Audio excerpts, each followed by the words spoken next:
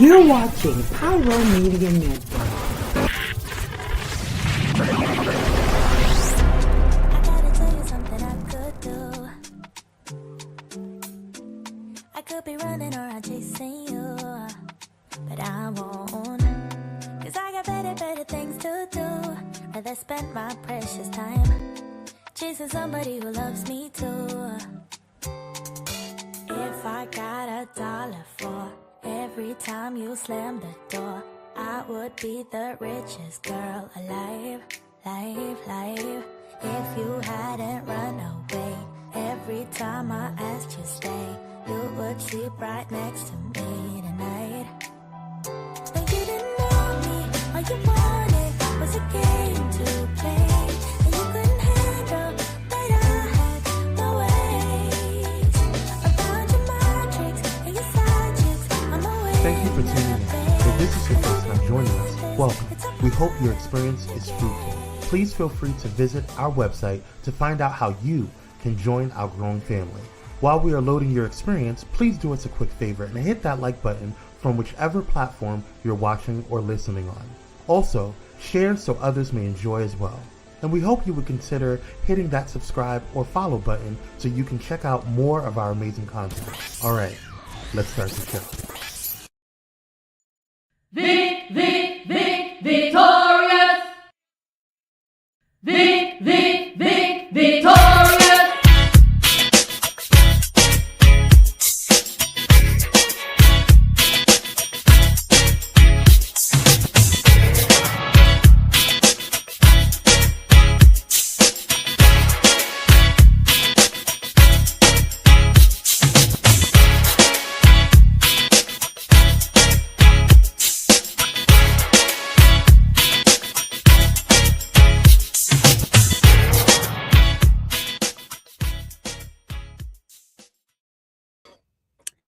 Oh, y'all always catch me in mid-dance.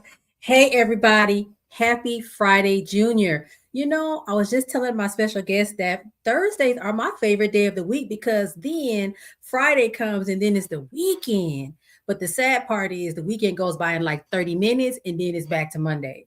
But I don't, it is what it is. We still gonna push through and we're gonna be all right. So happy Friday, Junior. Welcome to this week's episode of Dr. VICKtorious, where we explore the intersections of social justice, wellness, and what it means to show up fully human, especially from a Black perspective, because as you can tell, I'm Black. Hey, I'm your host, Dr. Nicole D. Vick. Yay! Woo! In this episode, we are continuing my monthly series of Someone You Should Know.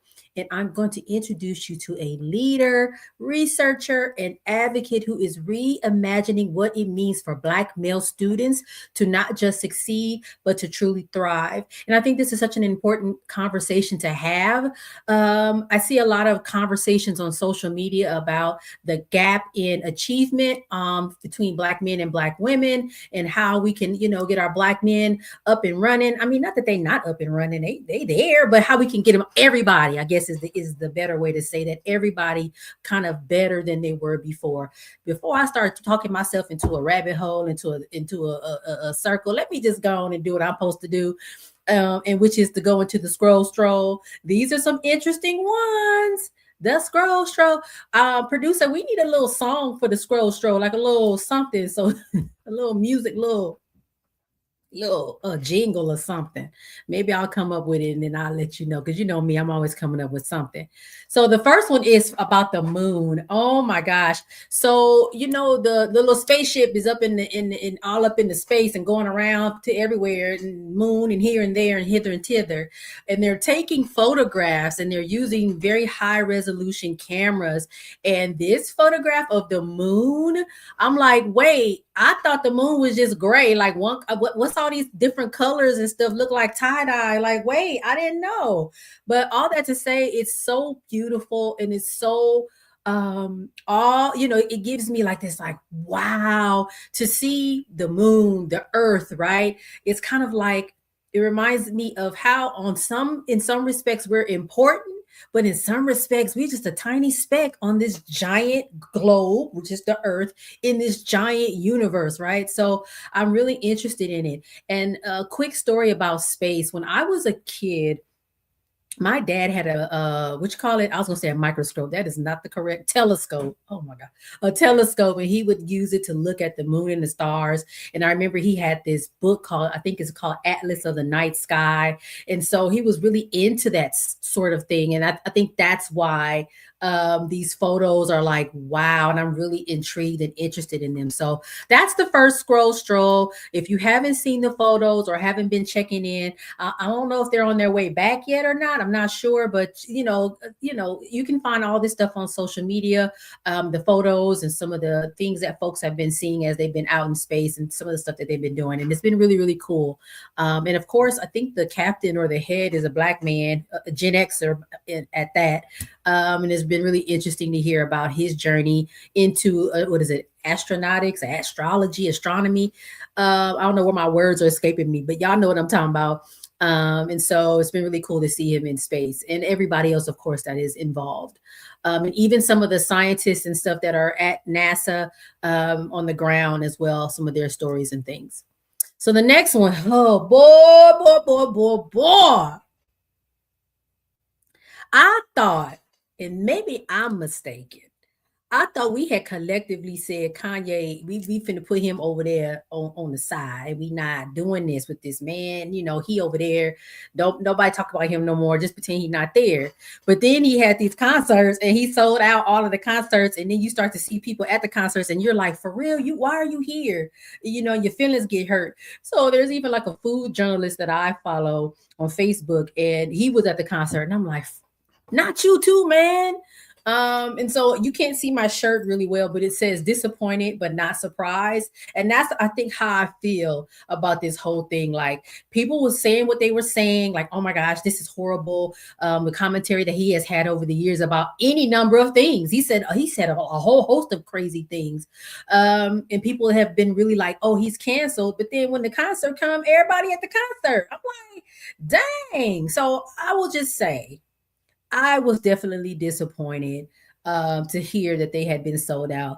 People are allowed to do whatever they want to do with their money, but at the same time, like, we got to have some sort of like standards by which we agree to deal with people or not. And to say things like slavery was a choice, that's crazy. That's crazy.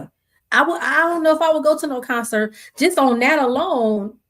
That statement alone, I'm like, huh? So I don't know. All I'm gonna say is I was disappointed, not surprised, really, but really disappointed. So, and then the last one, a little bit of a jokey joke.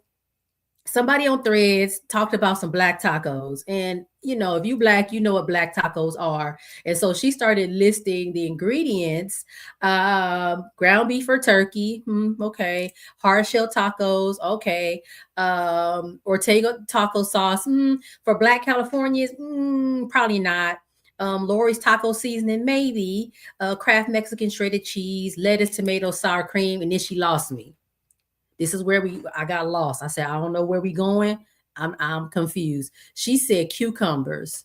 I don't know not one person, black or otherwise, that puts cucumbers on their black tacos. Jalapenos, yes. Cucumbers? And then when she said I'm from Chicago, I was like, maybe that's what it is. Because the Black California contingent for the black tacos, we not that. So I want to know, if you're watching, do you put cucumbers on your tacos? Because I don't, I have never heard that. And we are, again, I'm in Los Angeles where there's a lot of Mexicans and other Latinos. I have never in my entire life heard putting the cucumbers on the taco. Now, if that's what the folks do, I stand corrected, but I have a feeling that's not what happens. Black California tacos, sometimes we put cilantro. I know I do on mine. I'm vegan, so I don't use regular cheese and all that other stuff, but my tacos probably mimic more of traditional taco than it does a black taco, and that's okay. Black tacos are good too, though. I remember when I was growing up, we used to put the American cheese in there and sometimes ketchup. You know, it was what it was. and it was good at the time, so it was okay. But that made me laugh about the cucumbers. I'm gonna ask my guest when he comes on, do he put cucumbers in his tacos, and we're gonna see how that go. All right, let's head to commercial, and we'll bring on our special guest. See you in a little bit.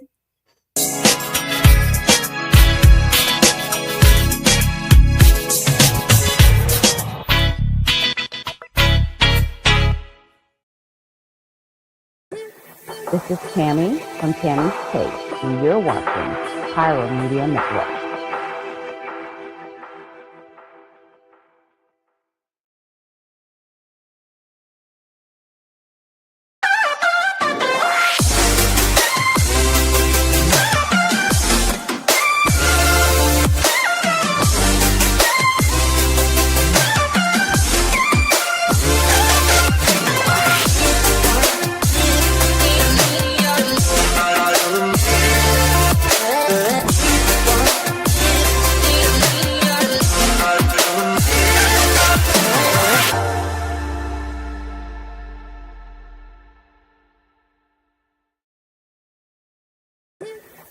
Hey, it's Pastor Kim from It's Just Kim Live Show, and you're watching Pyro Media Network.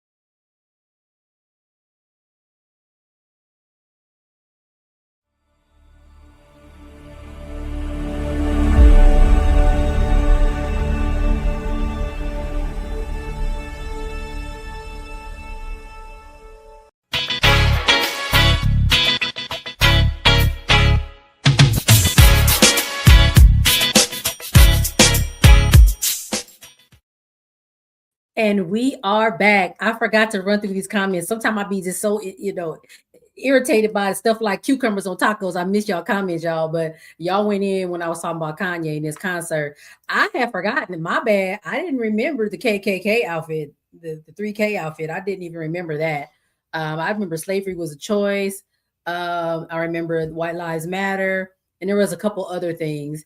I feel like he was doing something good when he was like, what was it? George Bush don't care about black people. Like I was like, yes. And then he went the other direction. And I'm like, no. And I talked to my daughter who is a younger millennial, older Gen Z. And she's like, I miss the old Kanye, like, the album, what was it called? College Dropout. Like we miss those days. So I don't know, man. Maybe he can be redeemed. I don't know. Anyway, I have a special guest on my Someone You Should Know series. Let me read the bio, and then we're going to get in there. Let's see what the comments say. Yes, before the sunken place. Indeed. We're trying to keep the rest of our people up out of that place. And some of them ain't listening. I'm like, come out. Come on, wake up. Anyway, let me get into the bio of my guest.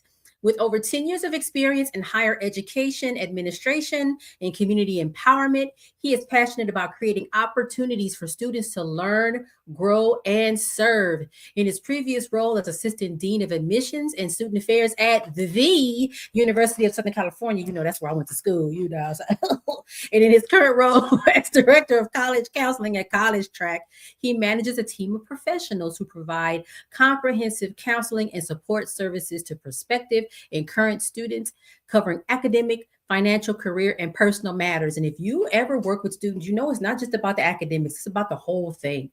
He also leverages his expertise in community engagement and social justice to coordinate and oversee various programs and initiatives that connect the university with the local and global community. There's a lot of things he's done, and I want to let him talk about what he does instead of me just kind of reading it off. But just that little tidbit should tell you the caliber of the person we bringing on. So let's bring on Dr. Daveon Swan.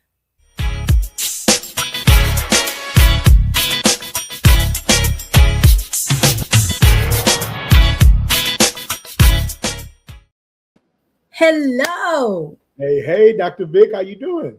I'm doing well, Dr. Swan. How are you? I'm doing good, thank you. Yeah. Was you at that Kanye concert? I was not at the Kanye concert. I'm with your daughter. I got to have the old Kanye or nothing. As of right now, we gonna pray for his redemption. But right now, he's not on the list.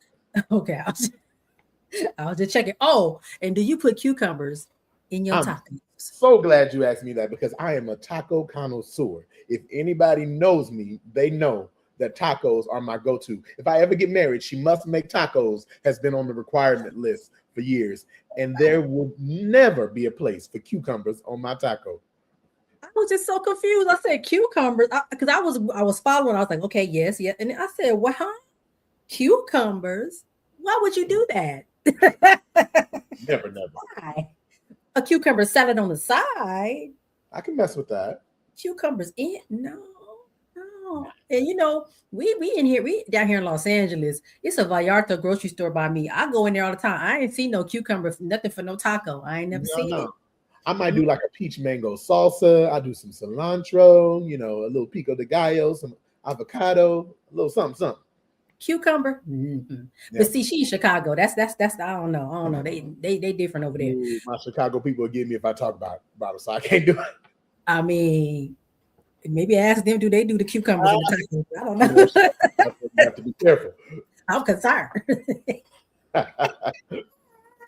So before we get into this interview, I want to just, it's funny how big the world is. I was just talking about the moon and the photos from the space thing, the spaceship and everything, how big the world is and how small it is at the same time.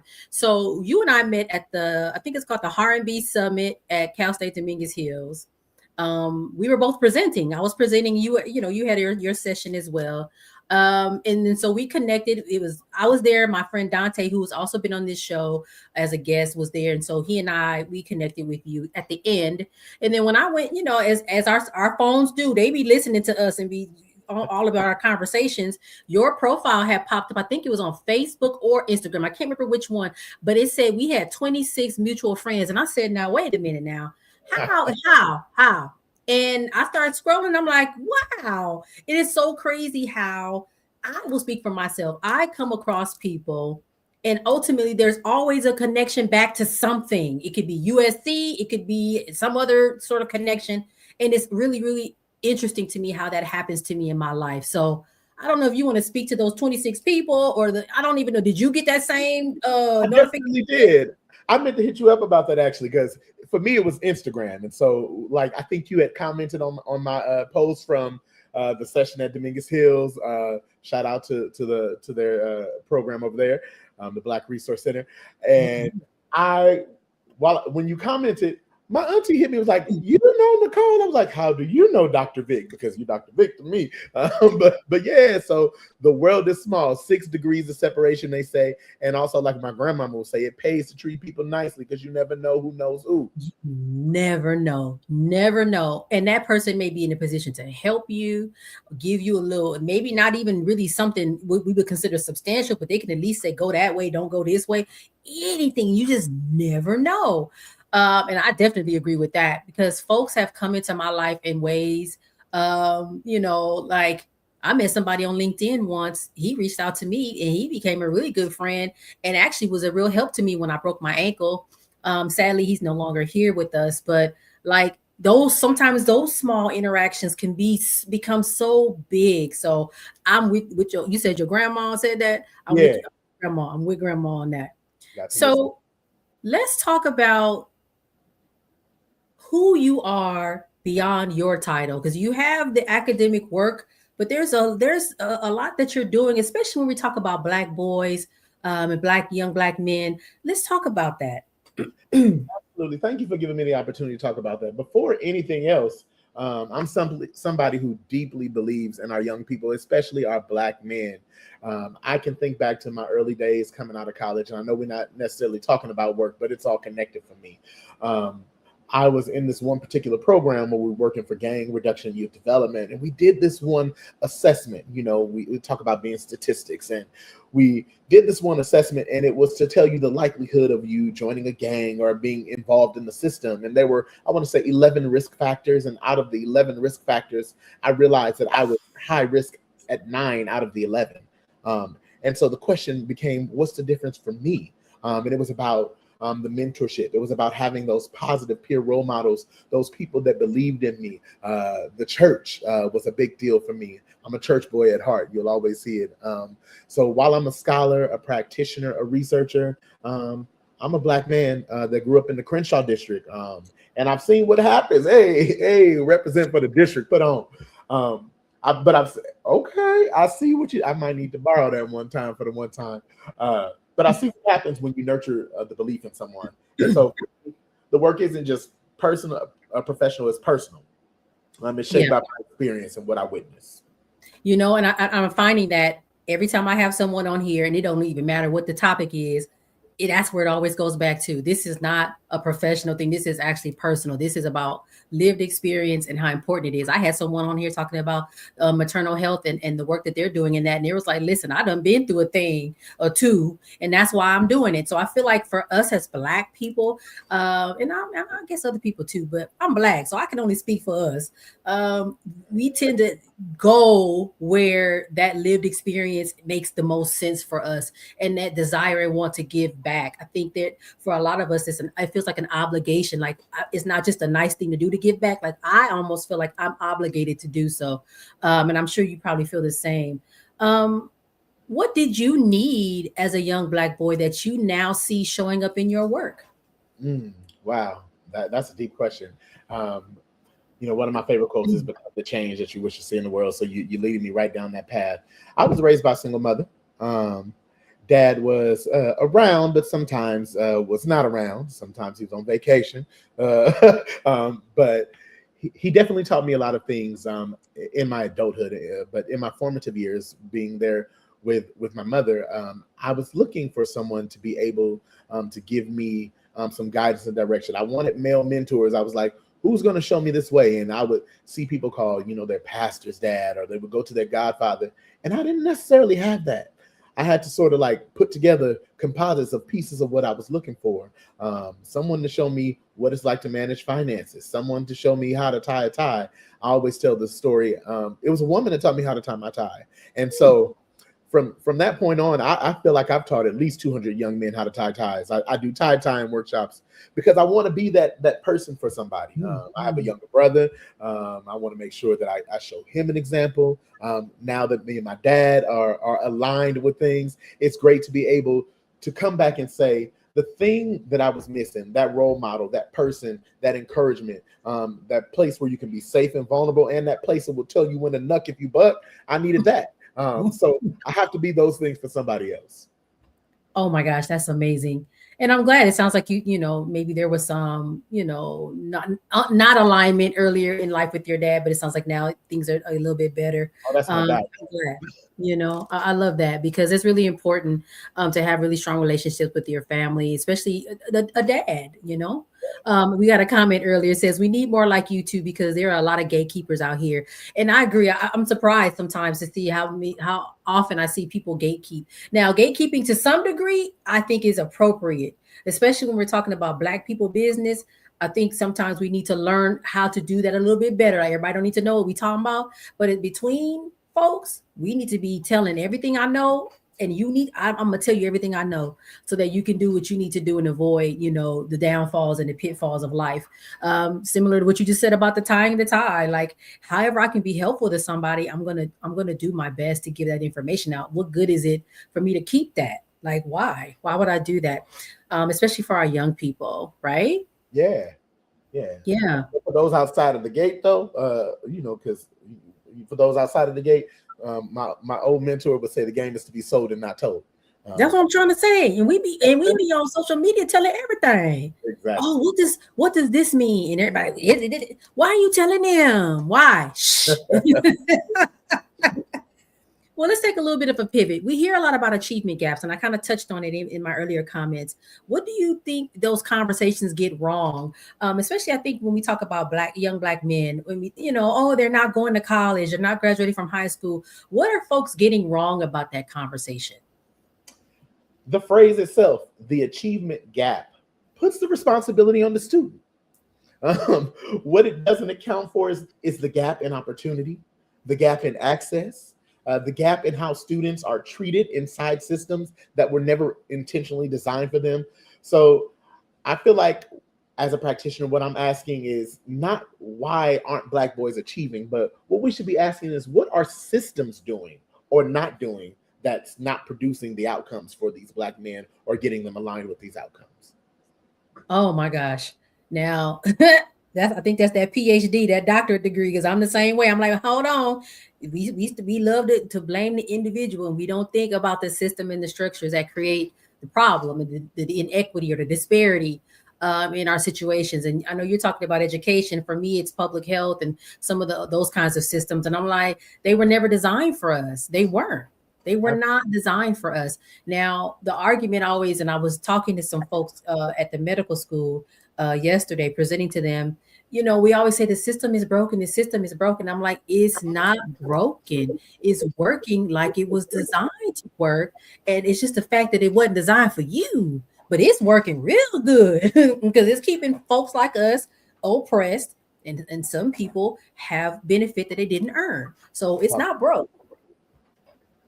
Talk to and they ain't trying to fix it at all. I tell people it's like a 400-year-old brand new car. Yeah. That's something. And I have gone through it. Now, those of y'all who are my family and friends online, I done had about 12, 13 cars. I done had the best of cars and the worst of cars. So that's the story in and of itself for this Black man. I'm trying to tell you, I done had one fall apart on the freeway. That's a whole nother story. Yeah, I'm like, wait a minute now. That sounds a little dangerous. So let's talk about this crown framework that you have. Can you talk a little bit about that? I was kind of touching on it, looking through it, but I will expand. Help us understand. All right. Well, number one, I think it's important to make sure we always acknowledge the crowns in our head, which is why I came up with the crown framework. We are kings and queens. I saw queen come up in your opening. I was like, that's right, represent for us, queen.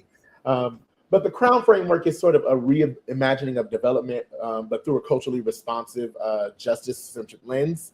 In a lot of spaces, we talk about personal development, growth and development, and we often credit Maslow with taking us through this part of self-actualization, which I am a scholar of. I do love it, but it doesn't account necessarily for the cultural experience of Black men, their intersectional identities, their race, their economic status, their gender, their justice involvement, their access to education. And so I came up with some tiers of my own, represented by the acronym CROWN. The first being care and stability. So before anything else, students need their basic needs met. If a student is dealing with housing instability or food insecurity, nothing else sticks. Then the next one, restoration of safety and trust. And I made sure that I said restoration of safety and trust, because this is about repairing harm, not just individual harm, but systemic harm, creating environments where students feel psychologically and culturally safe. Psychologically and culturally safe. We cannot forget about the cultural part, because some things we know, some stuff we would say, oh, that's in-house business. You don't go tell your business outside, but we got to be able to give some safe spaces for that. Opportunities for connection is the O. Relationships are everything. Mentorship, belonging, community, that's where transformation starts. Worth and empowerment is the W. Helping students see themselves as capable and valuable and powerful. We got to do some identity work, knowing who you are, whose you are, for my faith people. And then in next level clarity, and I was specific on next level clarity. Don't just be clear, take your clarity to the next level. That's where purpose, direction, and what I call Black boy joy comes into full play. And so that's my crown framework. Wow. This is amazing, because I think you touched on some very important concepts. Like I said, I'm on social media a lot. My bad. I'll be on Threads and Instagram, and I see a lot of discourse between Black men and Black men to Black women. And I see that there's some of these things that you are talking about are things that I feel like are missing, especially in our younger men, if they're not, or the younger boys that are not having those relationships that you kind of touched on earlier. Maybe there's no uncle or no dad or grandpa around, that sense of safety.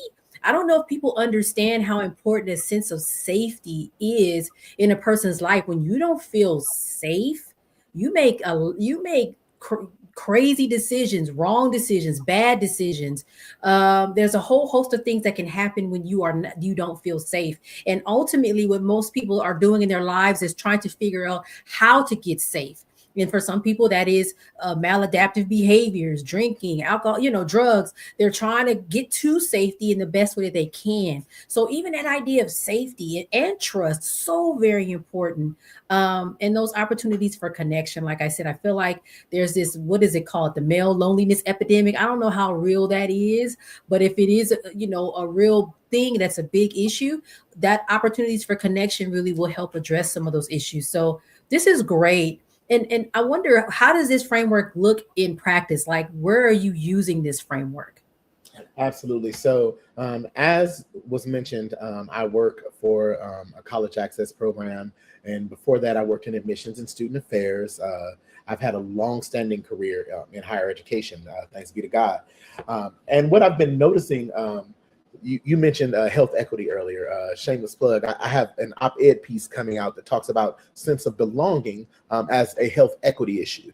So that's going to be coming up soon because it's a problem. But in spaces where we are, what I end up talking about is that access is not enough. There has to be a space that affirms them. There has to be community. There has to be belonging. These types of things have to come up. So this CROWN framework, I've actually also developed a curriculum, a 12-week curriculum, which can be done in smaller parts as well, called the CROWN and Forge curriculum, that takes young men through a process of finding their crown, of building their identity. I want to make sure that in institutions of higher learning and faith-based institutions and in educational institutions that myself as a practitioner, I'm able to come in and train the trainer workshops on how to work in a culturally affirming way, not just culturally affirming, but culturally responsive, making sure that we respond to what's going on, teaching teachers how to do that, helping give voice to student concerns. And that was a big part of my research. I wanted to make sure that I got the voice of the students and the voice of the teachers to understand where's the disconnect in the accountability. What do Black males perceive that they need, and what do educators perceive as their role in meeting those needs? And so I'm taking this framework and I'm embedding it systemically into curricula. I'm embedding it into community organizations coming in to teach these types of things. I'm making sure that when I design programs at universities, that these programs are designed with elements of this framework in mind. Amazing. You talked a little bit about educational inequity, and we both, I think, have a good grasp on this whole concept of inequity, but you framed it as a human rights issue, which it is. Can you talk a little bit more about that? Absolutely. So I recently got the opportunity to share a little bit for the United Nations forum on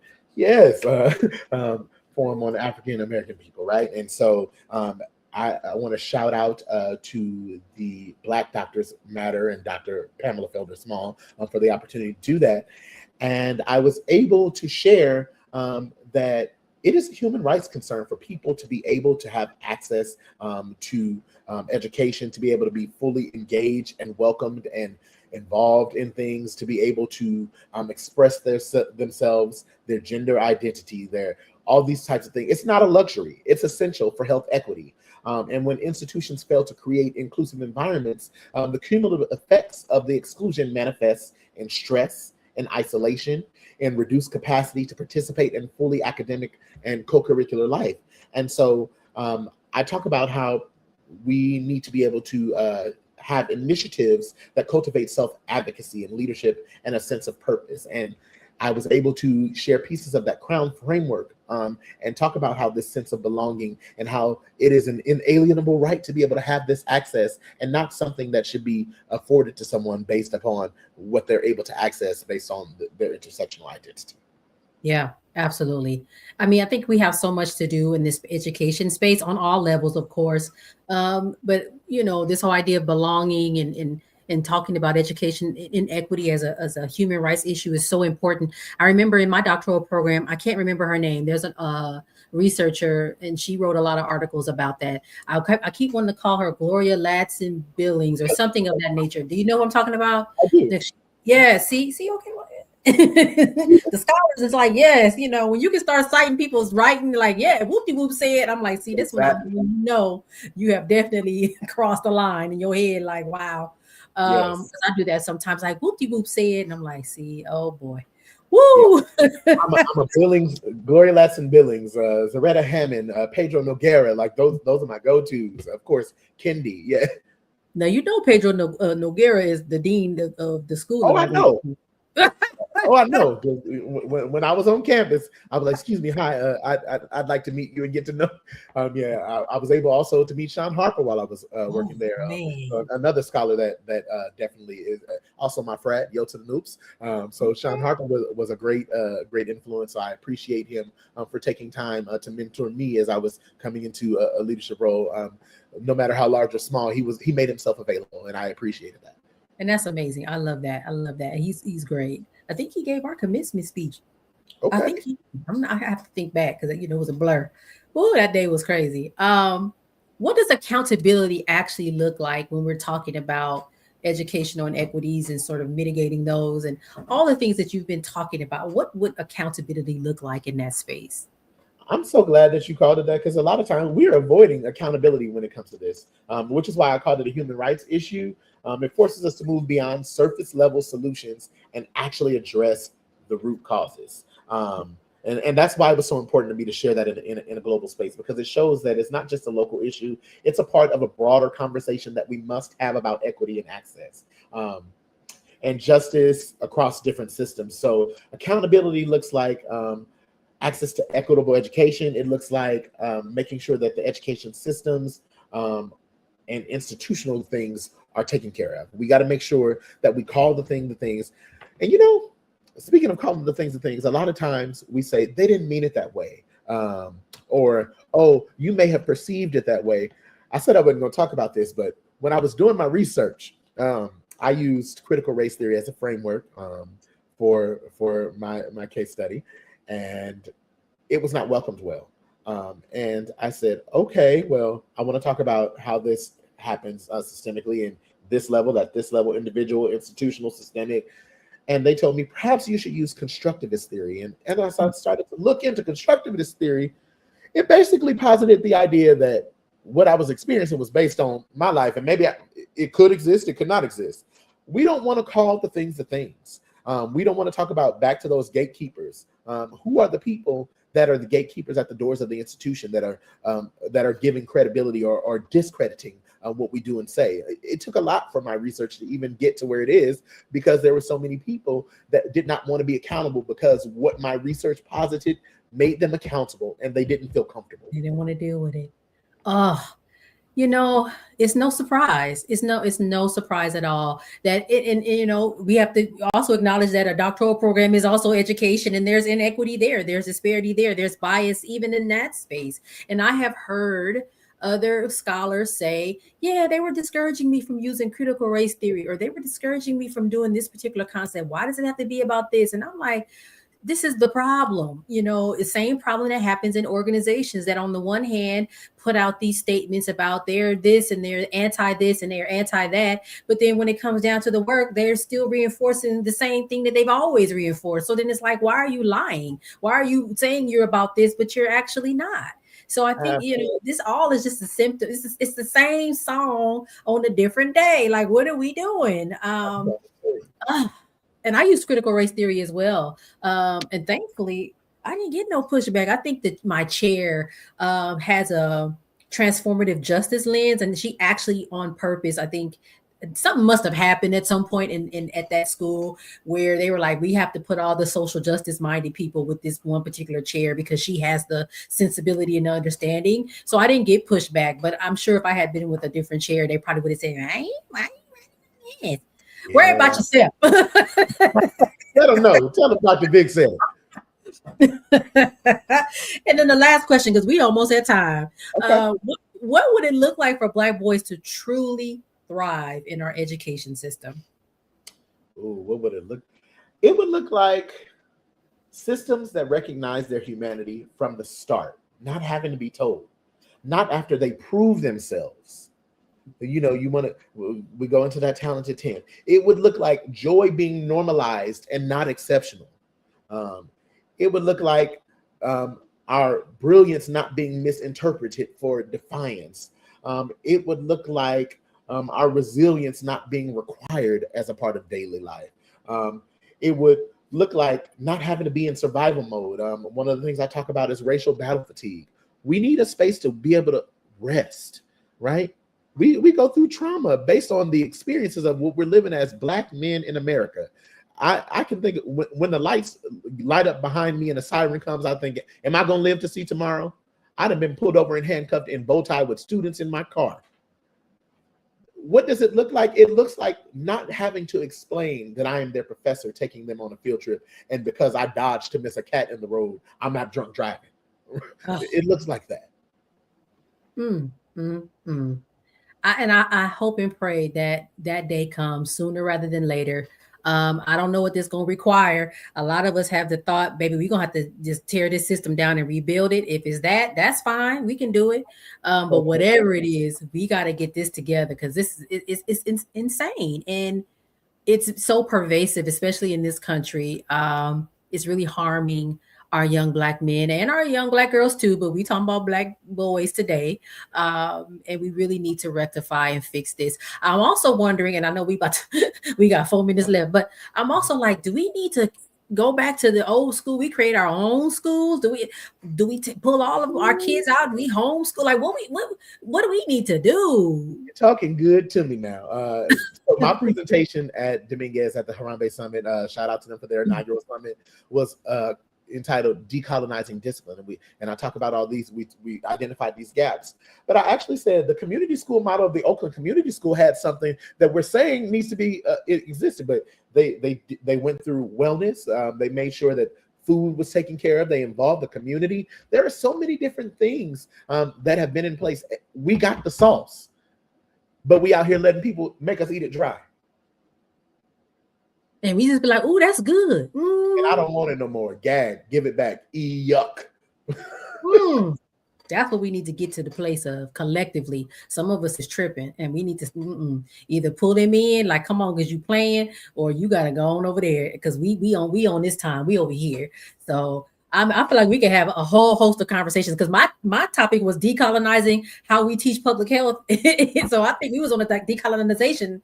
We were pushing out the colonizers. I think maybe we might need to do some co-presenting sometime soon. It sounds like something cooking. I think so. Let's do that. Let's definitely do that. Yeah. Thank you so much, Dr. Swan, for being here. And hey, don't trip if I call you to come back again sometime in the future for another conversation. Please call me back. Oh, for sure. So we're going to go ahead and do my closeout. So just don't mind me, because we're going to close out. All right, everybody. Thank you so much for watching. This was a great episode. If you guys are interested in other topics, let me know. I'm always meeting people. And we can bring them on. Or if you know someone like you should talk to this, let me know. But in the meantime, you can find more information about me on my website, www.NicoleDVick.com. My books is all up on there. You know, I got 1, 2, 3, like 3, 4 of them. Push Through, Finding the Light in Every Lesson, Pushing Through 52 Weeks of Light in Tough Times. Triumph in the Trenches is the anthology. I'm one of 22 authors there, and we're talking about how to survive the workplace for Black folk, because, you know, it's a little different. Just like we talked about education inequities, I talk about public health inequities. It's funny style at work too, child. You go to work and microaggressions and all other kind of things happening. Also, follow me on social media. I think LinkedIn is my most active social media channel right now. I sometimes post on Instagram. I have 2 Instagram accounts. If you want to see me, just me, it's Nicole D. Vick. If you want to see me professionally, it's Dr. VICKtorious. And I think that's everything that I'm supposed to say. I'll see you next week. And next week, I'm going to have the follow-up conversation around homelessness. I spoke to my friend and she said, I would love to come on. So she's going to come on next week and give her expertise on the homelessness issue here in Los Angeles. All right, y'all. I will see you next week. Take care. Bye.